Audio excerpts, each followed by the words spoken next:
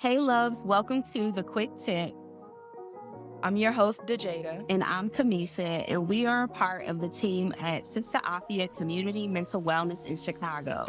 The Quick Tip is a podcast where we discuss relatable topics in Black women's mental wellness. We provide thoughtful reflections, quick tips, and leave you with some things to take action on to improve your mental wellness. Sit back, relax, and enjoy the podcast. Welcome back to the Quick Tip podcast. I'm Kamisha. I'm Dejada. I'm Eva Maria. We have a wonderful topic here today focused on empowering Black single mothers.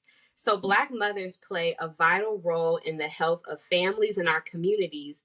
However, Black single mothers are often experiencing barriers to receiving the care they need to improve and enhance multiple areas of their lives. One woman is changing the game with empowering Black single mothers that are impacted by poverty-induced gun violence on the south side of Chicago. We are excited to speak with Eva today of Free Root Operation, who has unique insight and solutions to increase opportunities and possibilities for Black single mothers. So a little bit about Eva. She is an award-winning advocate for Black women, single mothers, and communities impacted by poverty-induced gun violence. Eva Maria's work is the work of Machete, as she cuts down oppressive structures. Guided by the power of this tool, she hands it down to others to do the same. This philosophy is channeled into her role as executive director, where she empowers the FRO team, the Bloom program, and communities around the country to unleash their power and to create change. Welcome, Eva, to the Quick Tip podcast. Thank you for having me. So I know a lot about you because we work together, but for our audience, if you could tell us a little bit about yourself and what brought you to your work of focusing on caring for Black single mothers. Absolutely. So I started community work as a teenager. I was 16 years old, and I went to a selective enrollment high school in Chicago that caused me to get basically no sleep and wake up at like 5 o'clock in the morning just to get to school. And it was on the north side. I had this commute every day where I saw the differences between my neighborhood of South Shore and the grocery stores, abundance, parks, just general sense of safety that existed in some other communities. And I didn't even know that those types of communities existed in this city. And it got me kind of mad, reasonably. I got into some good trouble, and I just started speaking out. And the journey to what has become Free Root Operation took years. For me, also, just as a young person, to get to know myself, figure out where my passions lie, unpack my own intersections, and get a more mature lens of my upbringing. And so we've landed at Bloom as a result of a few things. One being data. I did get a degree in sociology from the University of Pennsylvania, and I actually pursued community work in tangent with my education at Penn. We created the first community needs and assets assessments for South Shore, and we uncovered that there were three things residents said they cared about the most. And the surprise was leisure, because when you think about people's direct needs, and especially in a place like the south side of Chicago, you don't think about roller skating, but everybody was like, we need a roller skating rink. We want to go to the movies. We want to go shopping. We want to do all these things because we feel like we have nothing to do in our community. And that makes me feel disempowered. And so we held on to that. We had a program called the Chicago Food Paying Program, where we were delivering groceries to hundreds of families on the south and west sides of Chicago. We realized that of 500 plus constituent families, we talked to only 10 men, which meant that we were mostly talking to mothers of color, and then of that population, mostly single Black moms. And so I was also raised by a single Black mom. And my personal experience, our findings through these ethnographic conversations, and also the data assessment led us to Bloom, which is really just a response out of love and possibility that exists within Black single moms, just that we are the key to our communities. In 2021, there were 4 million, over 4 million Black single mothers, and yet they are discarded with, but they're raising the next generation and they must be the key to power. And so what we're doing at Bloom is just believing. And we're not teaching anybody anything that's not already in them. We're not projecting agendas onto people. We're just helping people uncover the magic and the power that already lies within them. Mm-hmm. Wow. Thanks for sharing that. Like, of course, I've heard about Bloom, and I think it's a beautiful thing that you're doing. I wish I can join, but I don't fit the criteria. But trust and believe. I don't want to say I wish I did, but I'm just like, bro, it just y'all went to broad. Just the stuff y'all are doing. I'm like, I really want to be a part of this cohort. But Thank you. with Bloom and just like in general, what are some of the unique challenges that you see Black single mothers facing nationally or even just in Chicago? For sure. And I realized I didn't even say what Bloom was. So Bloom is a 6-month wellness program targeting self-love, nourishment, and transformation. And through our operation, we have our own definition of these words because we built an entire curriculum for this program. And throughout the program, the ladies have 60 plus hours of in-person contact, and they also have 10 hours of free counseling through a goal coordinator. And in order to graduate the program, all the ladies have to set and attain a goal. We say there's no goal too small. Everyone's at different places, but some of our ladies last year went on to pursue home ownership, went back to school. One lady decided she wanted to be a pastry chef. And that's, you know, it sounds random, but we encourage people to dream. And it's a really beautiful thing to see. So can you repeat the question you just asked again? Oh, yes. What are some unique challenges that you see Black mothers facing, whether that's nationally or in Chicago? For sure. I think the first one is just lack of agency. I think a lot of our moms say they haven't had time to think about themselves or dream in a long time. And then the dreams that they might have had when they were kids, they are completely disconnected from. And so, in general, Black women have a tendency to sacrifice themselves to everything.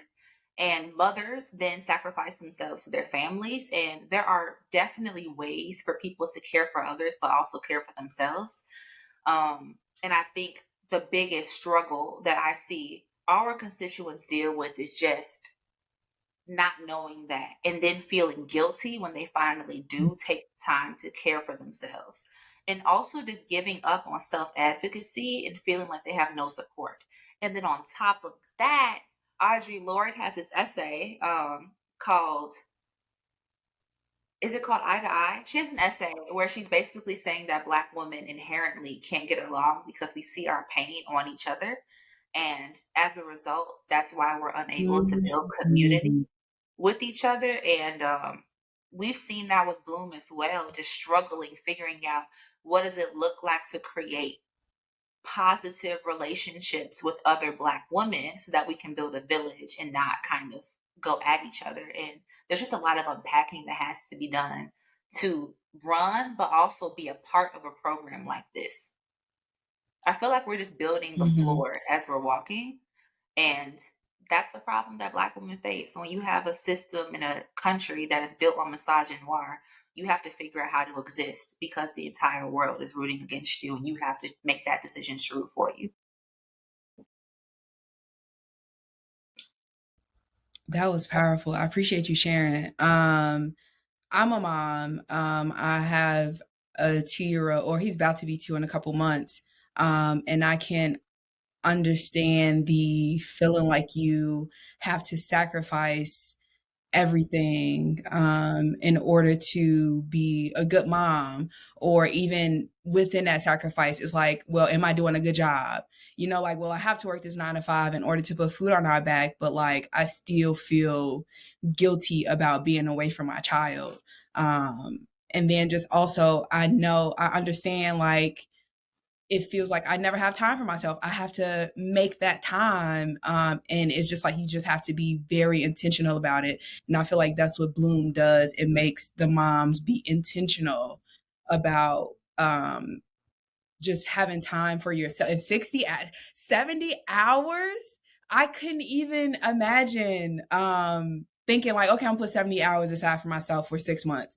It sounds crazy. So like how do you all determine what the 60 hours go towards? Like, do they have a choice? Is it toward their goals? Can you share more about like how you come up with how the 60 hours is spent? For sure. So I'll also say that it's actually more than 60 hours. It's really based on how people decide to use their time. I mean, we have one weekend that's 60 hours in itself because it's Friday through Sunday, a weekend retreat. Mm. So it's really just a matter of like how you decide to use your time. How many programs are you going to? They have to attend a minimum of 15 in order to graduate. So where do they want to go with that? We also implemented this year And office how hours. many you host? How many programs? This year there are, if I said 15, there's like 20 or 21 programs on the Okay. calendar this year that are in-person engagements. Then they have 10 hours each of counseling. Then they have access Mm-hmm. to prayer calls that happen every other Thursday. They also have weekly office hours that are optional as well. And then sometimes they like to get together among each other outside of the calendar. So really it could be 100 hours or so Mm-hmm. of like actual time they're taking for it done. But the 60 hours for us when it came to creating this calendar, last year was a pilot. Literally I went to Kamisha and I said, hey, I want to do this thing, and she said, I'll support you, we can help you with one a month. And I made TikToks just about this idea, and we ended up getting support from all sorts of amazing, skilled Black women who started to lend unconventional skills and experiences to the program, which is how we ended up with this more developed calendar. This year, we took what worked, once again, work with a machete from the bio, take what works, leave what doesn't. We took what worked from last year and created a curriculum.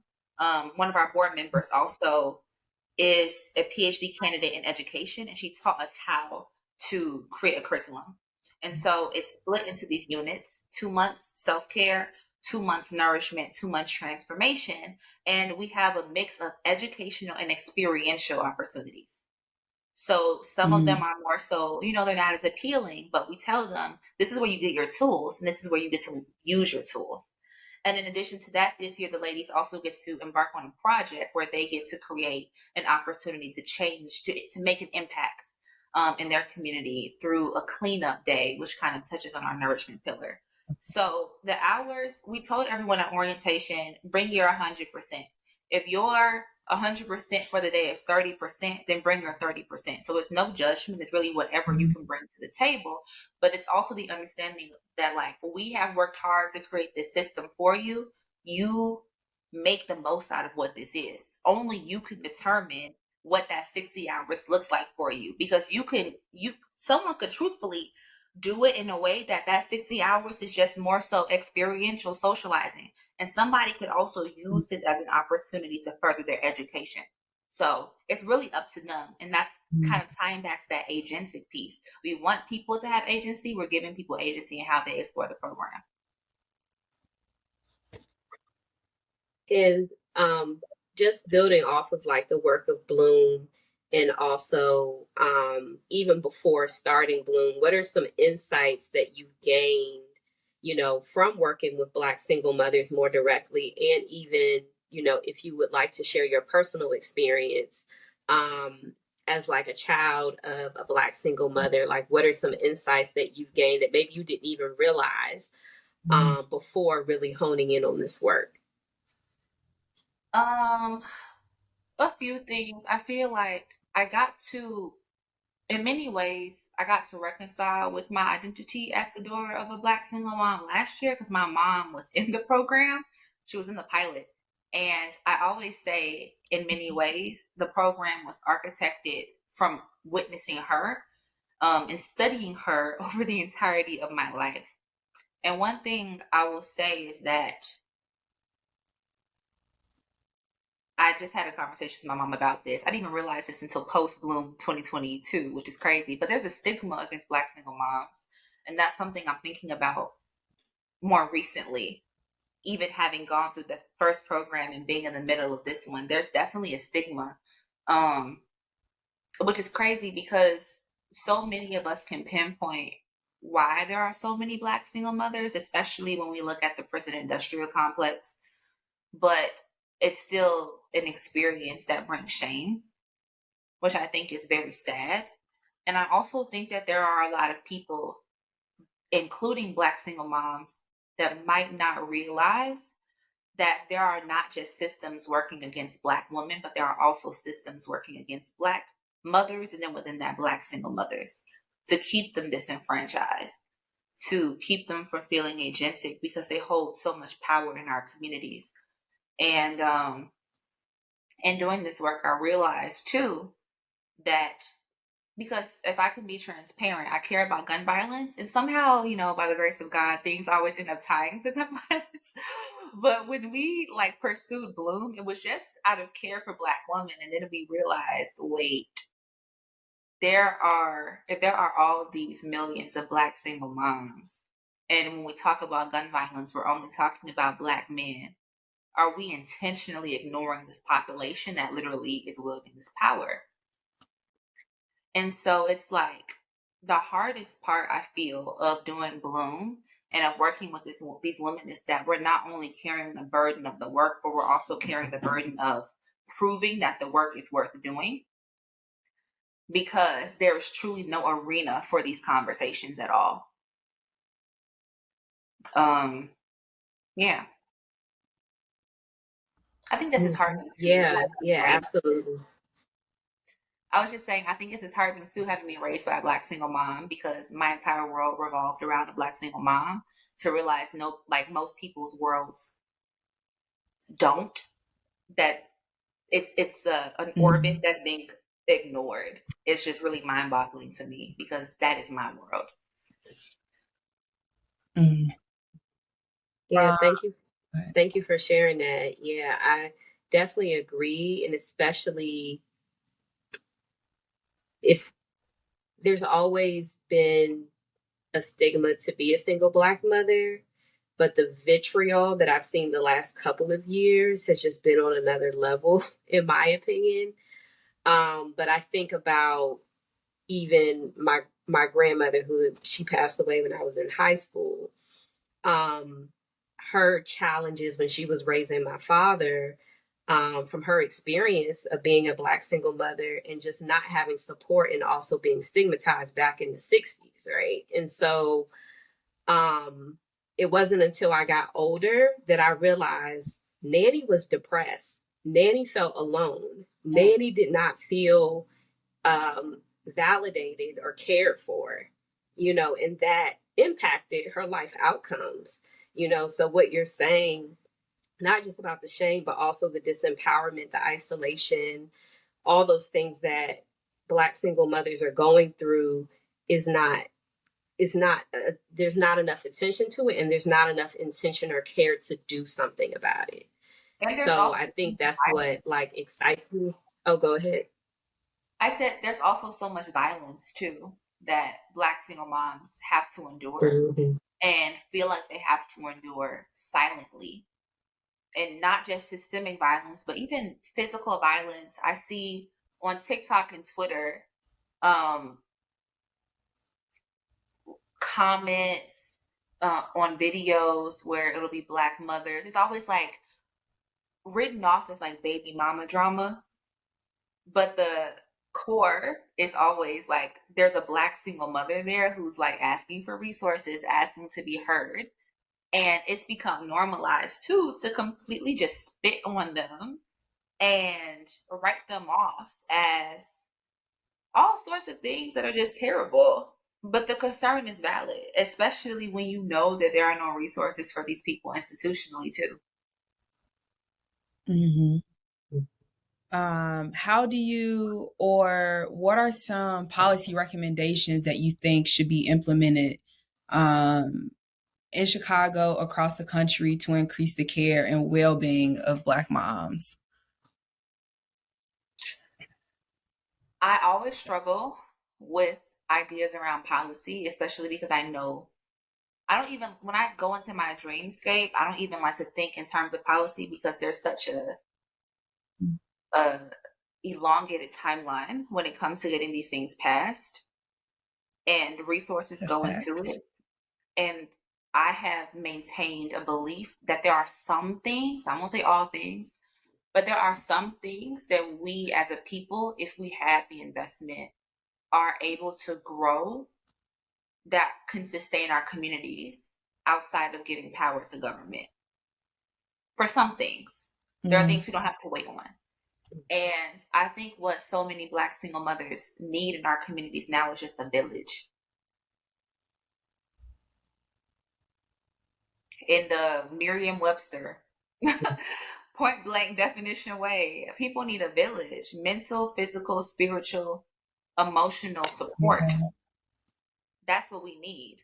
And there are reasons we don't have it. Going back to Audre Lorde, disdain for each other, survival mode, not having the resources to think and breathe. Because that's another reason people don't dream, and other people don't exercise their agency. If you working all day, you getting off, you going to Family Dollar on the bus for your clerk job at 5 a.m. You're not getting off till like 8. You have to close up. You're not even getting home till about 9. You're trying to feed 4 Yeah. children. I mean, what time do you have to do anything except make sure your Yeah. kids are fed and clean and going to school? So there are plenty of reasons that we're in this situation that we're in right now. But I truly do believe if this city wants to address the gun violence issue, we have to start looking at Black single mothers, because they say that it's young Black males. I won't even say men. I will say males, boys, a lot of little boys, and even just teenagers who are perpetuating firearm homicide. And no one's doing the research. We don't even have the demographics to prove it. But I bet you, if we did a study and we asked this population, what does your family unit look like? We're going to see that a lot of these children stem from Black single mothers that are really trying their best and doing the most with nothing, with absolutely nothing. And these women need the opportunity they need equity. It's not even, equality, it's equity. They need the opportunity to pursue things like education, resources, investment, spending time with their children, spending time with themselves, breaking some of these generational curses and trauma, if we want to see a difference in our communities, especially in light of Yeah, absolutely. 'Cause Sorry. I was saying, especially in light of Juneteenth being yesterday, it is time for us to reclaim rest and time. Slavery did not just take our money. It did not just break us down in terms of trauma. It truly took time. It's taken 400 years of time because we're still not free. So we need time. These women need time to heal, time to pour into themselves, time to pour into their kids. If we had the time as a community, we could get through a lot of these things that are burdening us. Mhm. Mhm. Absolutely. Yeah, because I think sometimes when it comes to solutions, sometimes people can look for what's outside of us, right? Or what's considered to what we put on a hierarchy in terms of power.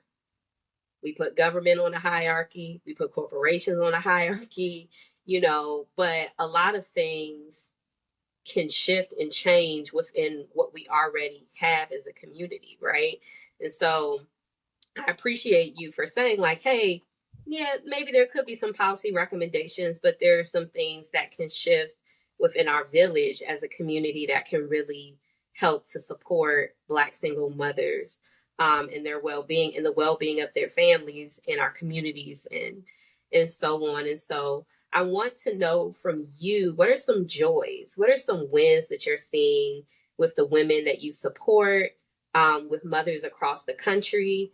Because talking about this topic in terms of empowering Black single mothers, it's a heavier topic, right? Because there are a lot of things that need to be addressed and the realities are very stark, right? But there are also joys, there are also wins, there are also positive things that are happening. There are also, like with Bloom, there's transformation that we're seeing. And so could you speak to some of that? For sure. I would say that we are in a season of realizing things. people are unpacking and becoming a lot more self-aware, and not just even with the women that I serve, but also TikTok. I see so many TikToks about gentle parenting and like unpacking relationships people had with their mothers, and thinking about what does it really look like for us to exist as healthy Black women. What can we let go of? What can we heal and do better with? Also, like, there's a lot of conversation around this soft life thing. I like the soft life. Like, I like what it could mean. I don't think it has to mean some of the imagery that people put with it, like high class luxury. You need like bands on Yeah. cars, on watches, on fridges. No, I don't think it necessarily has to mean that. But I would say, just like, there are a lot of people who just want to be free. Like, people want to not carry so much. People want to feel at Mhm. ease and less stressed out. And I love that for these people. I love that for the women we serve. I love that we just had a workshop. Kamisha was there. We had a workshop Saturday, and the woman got to talk about what they want to transform from their relationships with their mothers, and then what they want to keep as well. And is thinking about what the women who came before us were holding hard in their chest, and even like causing all these health issues, but also the things that we learned from the people that came before us, like grace and like Yeah. love and caring for community. Because there are things we want to keep, even though we might not want to do things to the fullest extent. There are things we want to keep. And I love that Mhm. that's happening, because in order for those thoughts to happen, we've had to have the time to think, and we've had to make a deliberate decision to start looking inward. And that's something that so many of our ancestors didn't even have the ability to do. Once again, time, reclaiming rest, reclaiming time. I just didn't have any time to do any of that. And it's mad important, because how are you going to make a plan for yourself, for your family, for your community, if you can't actually write it out? Um, Gotta go back to the Bible. It says, write the vision, make a plan. And that there's so much privilege in that. And we are making the privilege. We're making the avenues for ourselves to have that sort of investment in the luxury of dreaming, which is an earned, but Mhm. not even earned. It's a human right. I would say dreaming is a human right. I'm add it on the list. But leisure is definitely a human right. Yeah. I like how you said, because as a new mom, I also see the changes in parenting compared to when I grew up, and just hearing about how other people grew up when it came to having a single Black mom. And as simple as like the fact that it's called gentle parenting. I know that's not what we're here for, but it's just like, it's crazy that now we have to call it gentle parenting. But I am happy that moms are able to just realize like the cycle doesn't have to continue. And even though it's hard to, like we talked about earlier, sacrificing. It's hard to, do it by yourself, but it's possible.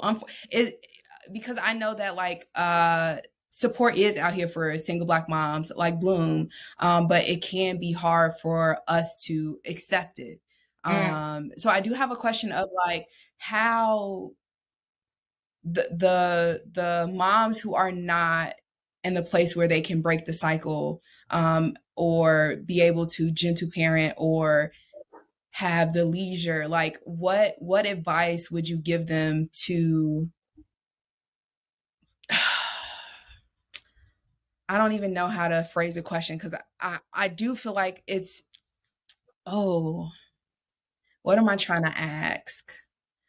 How how can we get single Black moms to be receptive of support, or receptive to joining a group of other single Black moms, knowing that one of the reasons they don't want to have community with other Black mothers is because they see the negativity or the issues that they face. for sure. That's a It's a heavy question. I would say Yeah. that I will preface this by saying, and now I'm about to talk about the nonprofit industrial complex real quick, because there are so many organizations that care so much more about the numbers and the impact that they're having. Mm, And I feel like in general, it's considered a success if you're serving hundreds of thousands of people. But then there's a difference between a service and an investment. And we don't mm, service now this year. Last year it was capped at 10. We don't service 15 women because of a lack of resources per se. We service 15 women because we want to invest in those 15 women. And we understand in general that freedom work is hard work and there is no plan, there is no blueprint for how we are to get free. And I feel like there are so many people that will just say, well, Harriet would have just shot him and kept going. It's easy to say something like that, but it's like you have to be willing to work with people if you love people for real, like love people. That being said, we have had to fight for some of our women. We have had people give up. I have had to do numerous phone calls, meetups, whatever was possible to pour into people because it is scary. It's extremely scary, especially when you have been taught not to trust anybody. You have been failed time and time yes. again, and you've gone through so many things. Who am I to sit here and judge you and say, oh, you're lazy then? Oh, you just want to give up. Oh, well, you're not grateful for the program. We've also had to show radical grace because the things have been done. Even as facilitators, we have engaged in certain things, but it's like we understand the population that we're working with have 400 for every year reasons to be all the way messed up. Um, and that being said, when we encounter women who, they love what we stand for, but they are nervous, they're this, that, and the third, we leave space for it. I, Even at orientation, everybody was seemingly excited. I was like, okay, who's anxious? Who's nervous for real, for real? Be honest. Let's be for real. People hands slowly going up like me. And I'm like, that's okay. Like, it's fine. I understand that this is like, it's a really nerve-wracking experience. And it's you don't know, that you're walking into something that you are not going to leave the same. You have no idea who that woman is going to be. You have no idea. And we discussed this too. If your children will recognize you as a mother when you're done with this program, that's big. That's no small feat. But you have to fight for people. And so I feel like if we are really to be committed to these women, we have to be willing to do more than the job description. We have to be willing to do more than just Mm, work a program. We have to be willing to champion people. When you think about champions, you think about swords and shields and battles and gladiators. And that's exactly what we are doing. If I say I'm fighting for Black women, I'm fighting for Black women. I'm not giving you a call. I'm not advocating. I'm fighting. I'm full on fighting. I'm going to war for you because I believe what you can do. yeah. I appreciate. Oh, go ahead. Go ahead, DJ. I just wanted to say I appreciate you sharing because I feel like that was a tough question, but just you being transparent about even people in a Bloom program experiencing like just shutting themselves out from the program. And you doing what it takes because you are invested in these women and you are invested and you want this to impact them so that they can have agency over their life. But it's you got to fight. So yeah, I appreciate that, and I'm more than sure that they appreciate you. I appreciate that. And I will Yeah. also add, it comes from a place of not like I'm not altruistic in my work. I'm not charitable. I do this work because every person that I'm fighting for is tied to the freedom that I want to realize for myself. This is true community work. It's not charitable. I Mhm. don't go to sleep at night and separate myself from what I did because I know that they're a reflection of me and vice versa.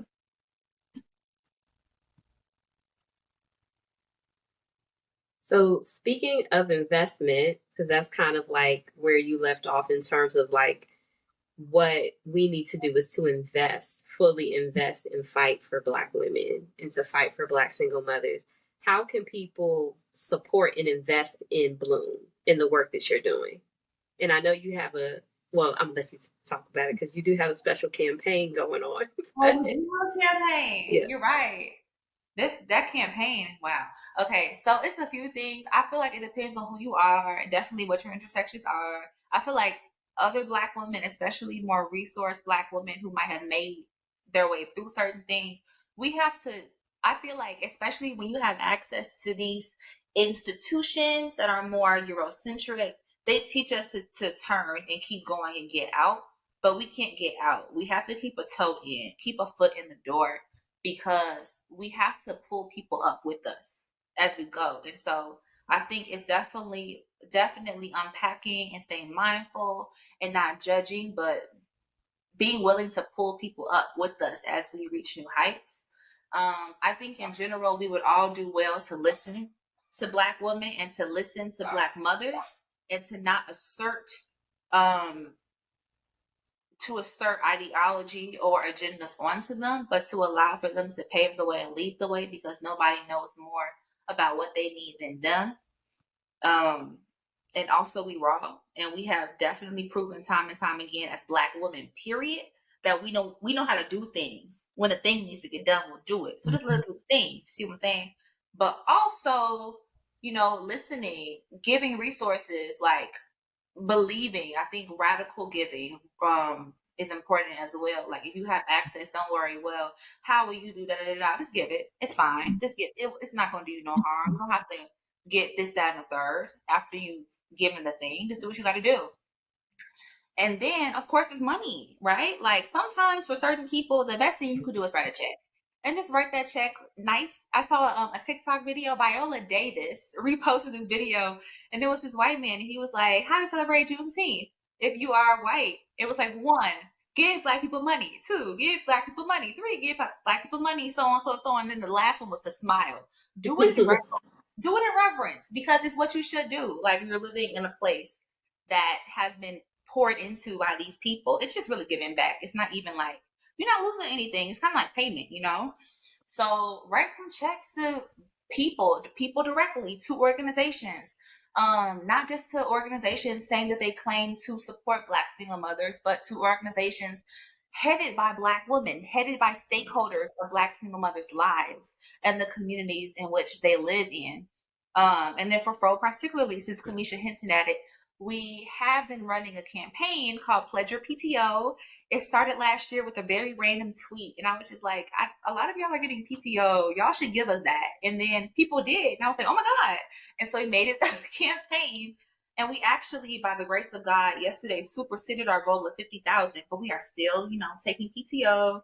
Congratulations. Thank you. Yeah, so very, very, very grateful, feeling very blessed about that, to have some funds to continue the work. But yeah, you can still donate PTO. You can donate any time of the year. It doesn't just have to be Juneteenth. And you can do that for all organizations like Sisabi Community Care, plugging y'all back in too. So yeah, just Yes. whatever you have.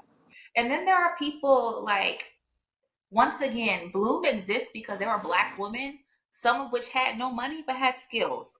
So there is never a skill irrelevant. There is never a connection irrelevant. You can come to the table and say, this is what I've got. And 9 times out of 10, we can do something with that. So it's just not doubting yourself either, because everybody has something that they can contribute towards this fight. Yes, yes. So thank you so much, Eva, for just sharing your experience, the work that you're doing. I'm excited and honored to partner with you in this work with Bloom. And before we close out, we have our on the couch question. So this is a question that comes from our audience. And so we have a question from Keisha, who asks, I am currently experiencing what I believe is burnout. What are some of the first things that I can do to address it? So, Jada, could you start with answering that question, and then we'll go to Eva? I would say 1, rest. I remember when I was an employee at Sister Afia, and burnout was like a hit because so many people getting burnt out. But I remember one thing that I took away from Sister Afia was reset. rest and reset. So that's definitely what I would suggest doing. And rest doesn't necessarily mean you have to sleep. It doesn't mean you have to watch TV. That could be you taking a walk. It could be you doing meditation. It could just be you doing what you typically wouldn't do, or things that stress you out, or they're just like added to your plate and it feels overwhelming. And I think that resting allows you to reset so that you are no longer burnt out and can be your best self. You can be the best mom. You can be the best sister, the best employee. But don't just rest when you feel burnt out. I'll say incorporate rest weekly if you can. Like, one thing that I do is, well, I haven't done it in a week, which is kind of upsetting, and I feel it. I typically take time in the morning, before I, like, my baby and my boyfriend get up, so I can have time to myself, doing yoga, meditation, and just enjoying the quietness, because I know that I'm going to have a full packed day. So just incorporating rest throughout your everyday life, your weekly life, just incorporating it before you actually get burnt out. Yeah. Do y'all have I any definitely, advice? yeah, I definitely agree with the Jada. I would also add, I have experienced extreme burnout, and sometimes it's not moments of rest that will fix that. I have learned that I have to be very committed to my recovery. And so to normalize time, if you can, throughout the week where it's just you, and finding unconventional ways to take back your time so that you can recover as time goes on. Because once again, returning to mothers, I know there are so many mothers who don't get to just take that long break because you're pretty much always on, which means you have to figure out and assess what is the amount of rest you need in order to fully heal and recover, and then break it up into sections where you can. Because at one point you will reach that equilibrium again. And so I would say to do that too, and to not, like, I don't know where you at with your life, Miss Keisha, but one thing that's important to do always is to not feel bad. Like, if it is extreme, don't feel bad. There's no too much, there's no too little. Just take it one day at a time. Do what you need to do for you. Thank you all. And I will say, as a recovering workaholic, keyword recovery, I will say to make a list of all the things that are contributing to your burnout. Like, is it, I'm saying yes to too many people? Do I have too many commitments?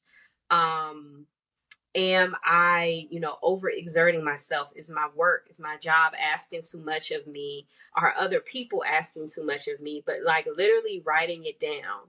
And once you write it down and it's on paper, then you can be like, okay, now I can begin to be aware and make a plan of action.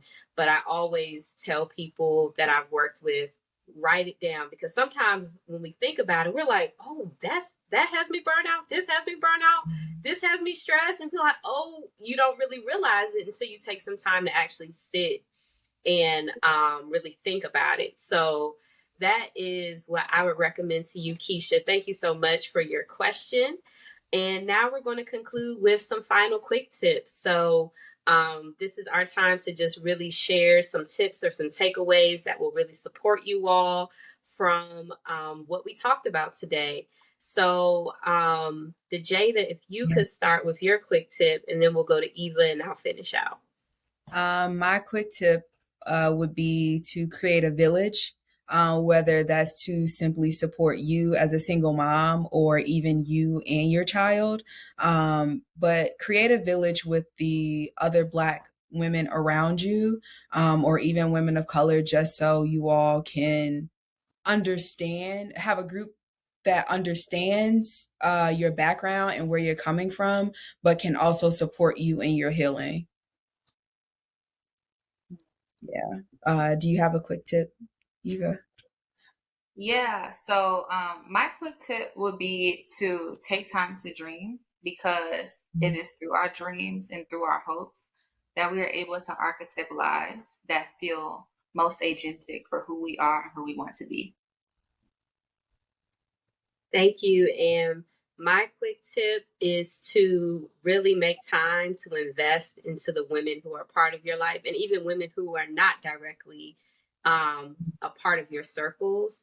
One thing that I love about sisterhood and, within the Black community is that when we do it, we do it really well. And so just kind of remembering that and making time and investment into one another.